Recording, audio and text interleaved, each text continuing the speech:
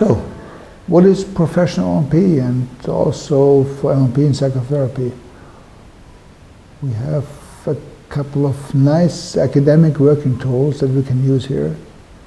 And it is both one of the ways we can demonstrate the structure and to show you also how it is possible to work with people, with groups. So let's first say we have something that people want. The goal, the desired state. How they want to be, either internally or externally. So externally would be someone in percent turnover or a feeling. That's a state. And then, connected with that, the behavior, the desired behavior that leads to the state. So we're a circle, state, behavior, state, behavior. That's the key story. So that's the goal here. Goal, state. Goal, behavior. Now behind the goal, what is there? Well,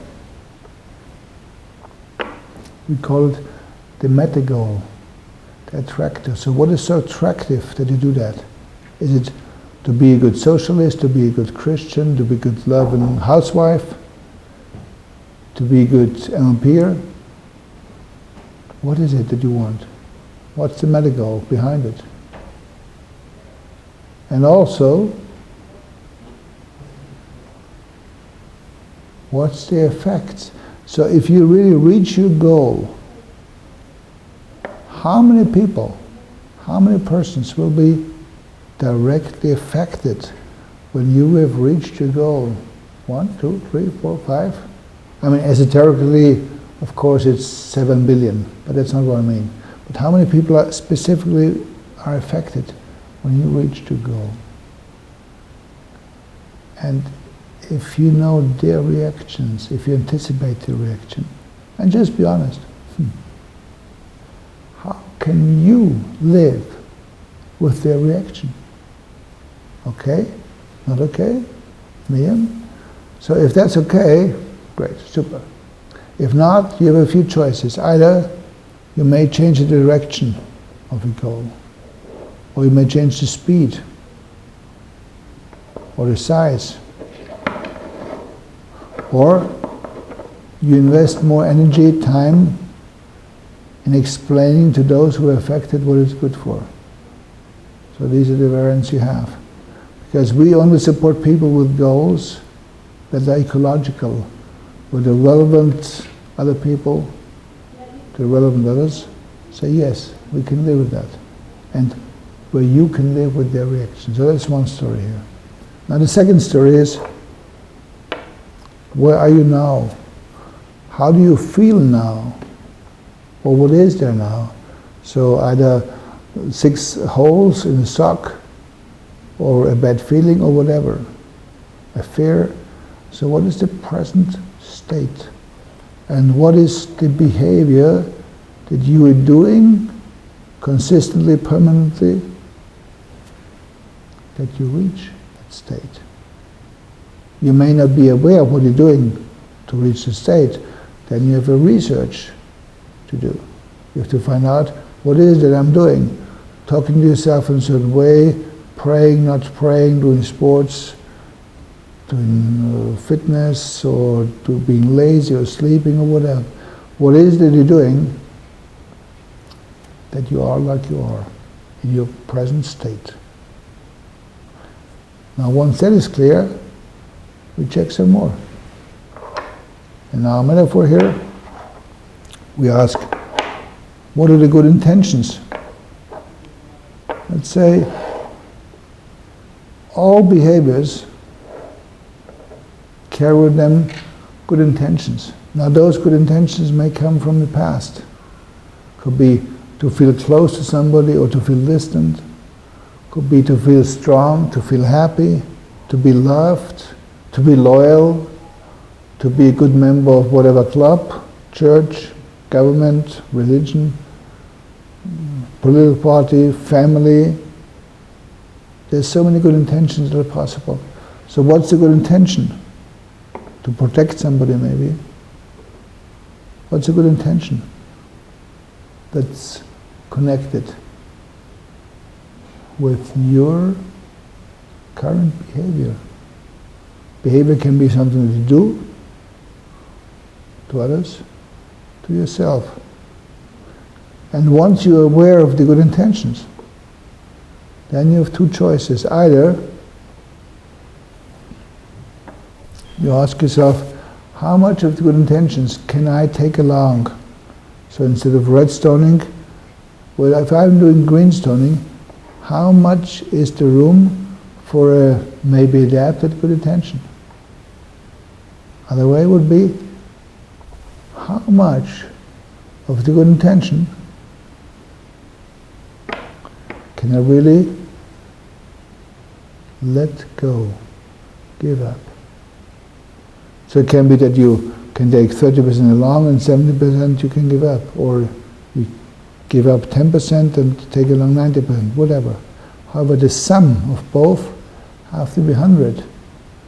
What happens if it's not 100? Well, the good intentions will glue you here. It's the strongest super glue that's available, the good intentions. And so, we have to make very sure that the good intentions are really dealt with accordingly. Sometimes it helps that we really think, if you go back to this very early age, where the good intentions first came up, so maybe 2, 4, 6, 8, 3, 5, 9, whatever, if you look at this young self, this small child, what would this child need?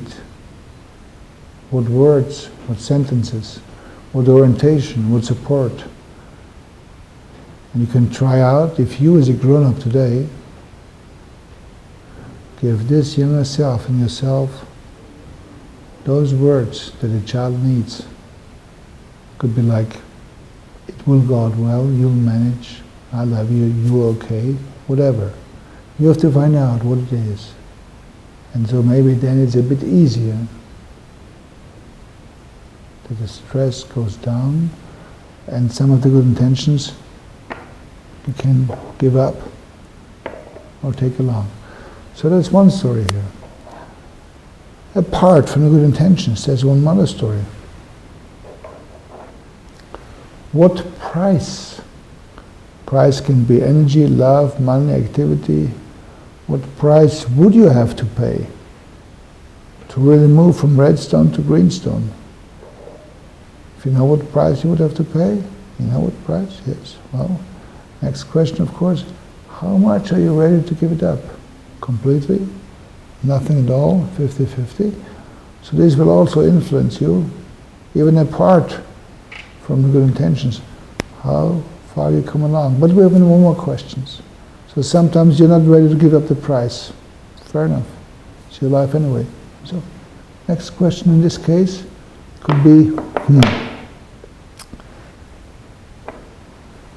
just imagine you're redstoning and you're going to do this for the next 6-7 years. How is the quality of your life, social, physical, emotional, if you go on redstoning for the next 7 years? Just imagine, is it okay or not okay? Or if it's not so okay, maybe that may motivate you to pay the price and to give up. Of course, it's up to you.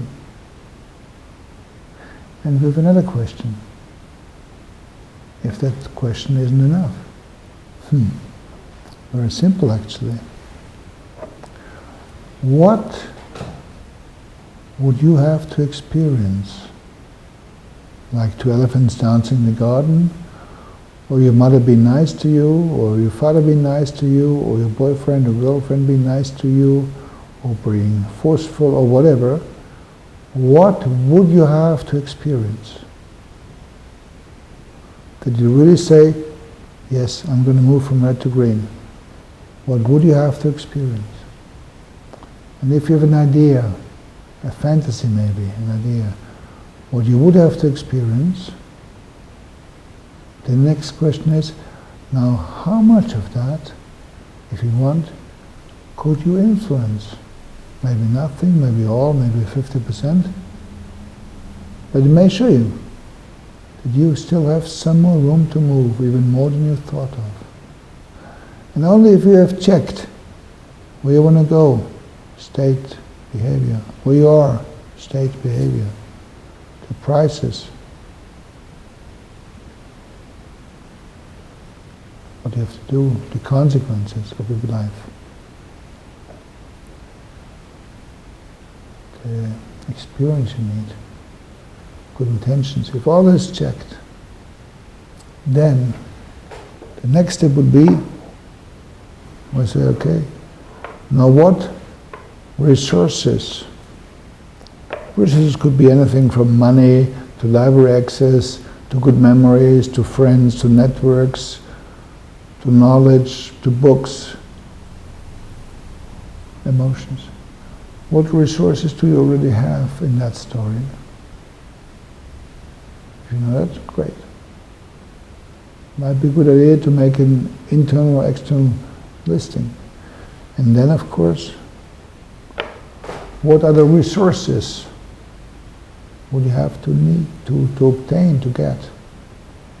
How do you get these other resources that you don't have yet? As I say, money, friends, experiences, language, book, library access, whatever, time. So many issues that you can use as resources. And only if you really know what are the resources you have and what are those you still need, then it's clear